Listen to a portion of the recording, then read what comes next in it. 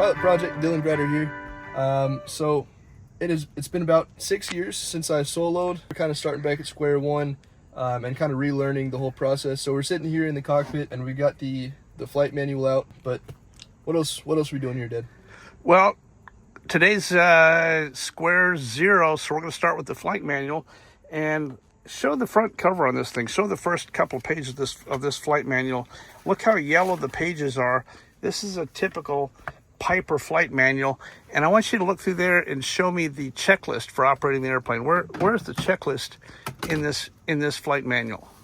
So if we take a look for the checklist here, we're going to find that we've got no checklist in this old flight manual. Right. So this is before an AFM. These old flight manuals are just not very good. They're not designed for the user. So your assignment is you're going to have to go home and build your own custom Dylan Cherokee 140 checklist. So I suggest that you print off a whole bunch of other people's and then cut them apart. I want you to build your own checklist that you could use, and that's legal for this airplane. You can build your own Dylan checklist for operating this airplane. But for now, we're going to taxi this thing around. We're not going flying, but we're just going to start the engine, let it run. We're going to let you taxi. We'll go to headsets in just a second here. But before we do that, we have to install our stickers. So there's two little airspeed indicator stickers that we want to put on the airspeed indicator. And right now, they're not on here, are they? They are not on there. So we have to do a little quick calculation. We want two stickers on there, and the page that we want is going to define those, where it tells us what the bottom of the white is and the bottom of the yellow. And here's where it tells us right here. Our green arc is 64 to 140 and our white arc is 55 to 115. So let's compare what you're seeing here. Does your bottom of the green on your airspeed indicator, is that truly 64? Bottom of the green is showing 64. And bottom of the white should be 55. So check and see if your bottom of the white on your airspeed indicator is 55. Yep, we got 50, 55. Okay, now we're going to have to do some math in public because we got to take 1.3 times 55 and put a sticker there. So show me the Post-it notes and the scissors that you brought. Where's your scissors and what Post-it notes did you bring? Two different colors, Post-it notes, scissors. All right. So we're going to build a sticker here and install it, and I'll show you how to do that. These are going to be your reminders. The two that we're going to build here are your Vref and your DMMS. They're going to stay on there. They're not ever moving. Once we put them on there, they're on there for the life of this airplane. And do you want to explain for me and everybody watching what Vref stands for and why we need to mark that? Good question. 30% above your power off stall speed is where the FAA wants you to be on VREF. So if you take 1.3 times 55, that's a 30% buffer. It's the same buffer that the airlines have. They build in a 30% buffer above their stall speed, and that's what they fly their approach at. So a heavy 777 will have a VREF of about 117 or something like that, but that's actually 30% above their stall speed in that configuration. So we're just doing what the airlines are doing. We're staying a healthy 30% away from stall during our approach and landing. Gotcha. We're okay to go down to VREF once we're on final, wings level, descending, red over white, and everything's good. That's when we're legal to go down to VREF. And any other time after takeoff or maneuvering in the pattern, we're a DMMS airplane, and that's going to be 1.404 times the higher number. So we're going to be 1.404 times 64. So I'm going to cut the camera off here, and we'll cut those stickers out and put those on next. Okay? Okay, let's do it.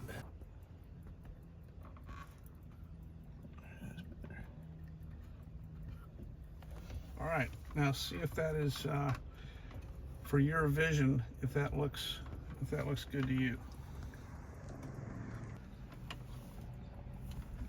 Yep, that's better. So now I can actually see the thick 90 line.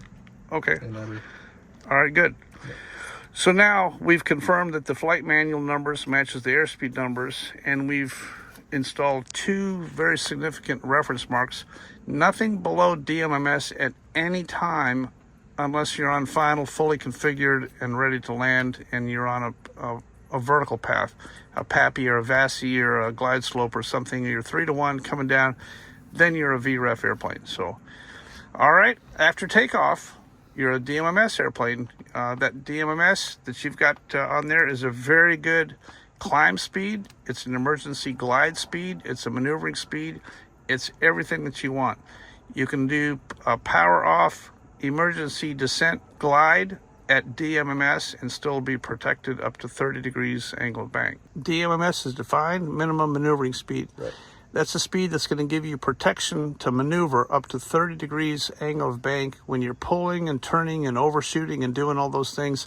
That gives you a little bit better than a 40% buffer above your clean stall speed. So it's a safety buffer. If you don't ever go below that, maneuvering either after takeoff or say downwind to base, if you don't ever bust that number, you're not really in danger. There are some exceptions, but for the most part, you're not in any danger of hurting yourself because you've got plenty of airflow flowing over those wings. And you got this 89 from multiplying the bottom of the green arc by 1.404 times the bottom of the green. Gotcha. So instead of flying around at 80 and then making a 30-degree bank turn, right, and pulling up, right, now you're giving yourself a buffer. Yep. So that if you do something stupid like that, then correct, you're not going to stall and crash. Correct. All right, let's start it up and go drive around. You ready? Yep, let's do it. Pilot Project Dylan Gryder. We just marked our Vref and DMMS airspeeds on our airspeed indicator, and now we've given ourselves a marker for a proper buffer for stall speeds. So in the next clip, we're going to taxi the airplane out and just kind of get a feel for the airplane again. I just want to preface this clip and say that this is borderline too embarrassing to post, and I say that because it's been 6 years since I really flew, but I do have about 45-50 hours, so I kind of expected myself to be able to start up the airplane and be able to do basic comms and that kind of stuff, but it turned out when I told you guys I'd be showing the good, bad, the ugly, we're going to get to the good, and right now we've got the bad and the ugly. So just want to preface this and say, I'm going to give you guys what I promised I'm going to give you. It's going to be a lot of ugly stuff in there. Wind 080 at 5, visibility 106,000, Right, scattered Yep. 7,000, scattered, temperature 4 Celsius, dew point 10. Okay, just hold short right here. Good. We're going to go across the runway in a second. Traffic Alpha will be departing out to the west. Griffin traffic. All right, go ahead and set the parking brake. And we're just going to do a little bit baby run up right here. So go ahead and bring some power in. Okay, keep a hand on the brake.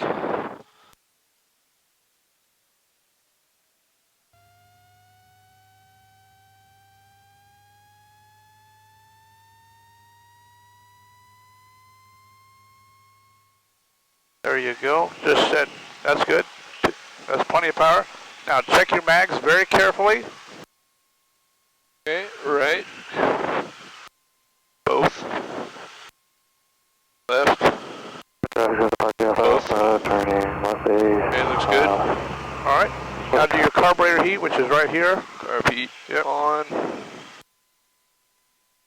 There you go. Now back off again. Oh, There you go. Nothing to the Romeo, actually doing a right crosswind departure to the west. All right. Now you can bring some power back. We're not going flying, so it's okay. And announce that 64 November is going across 1432. Runway 32. 1432. Yep. And what's our, Right here. Griffin traffic, November 8264, cross runway 3214. All right. Go ahead.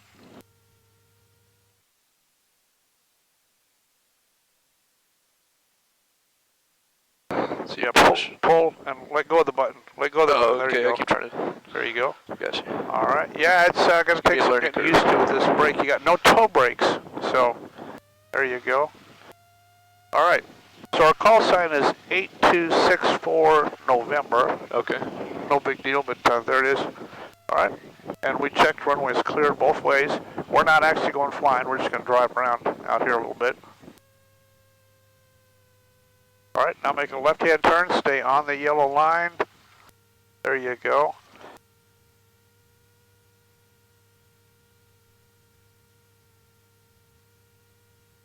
All right, make another announcement. Tell them you're crossing the runway again. We're going to go back over to the other side. There's nobody on final and nobody out here. Okay. Griffin traffic, 8264 November, crossing runway 3214. All right. Should be 1432, huh? Yep. There you go. Final is clear. Stay on the yellow line. Looking good.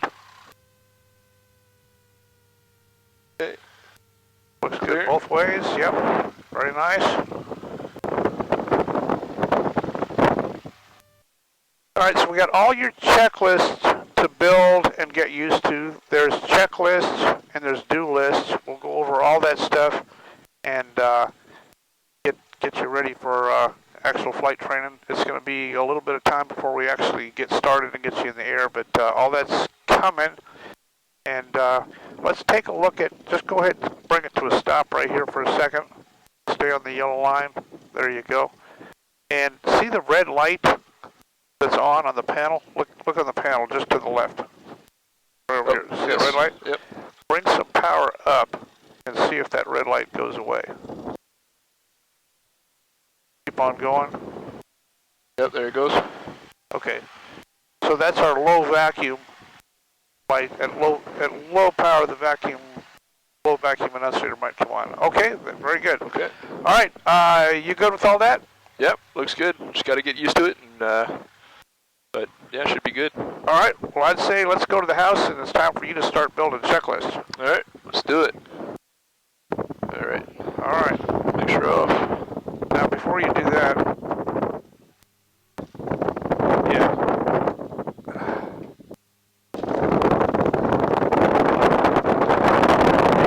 Before you shut down, we want to turn the radio off. So turn that off right there. All right. Twist this knob right here to the left. And turn your transponder on standby. Okay, standby.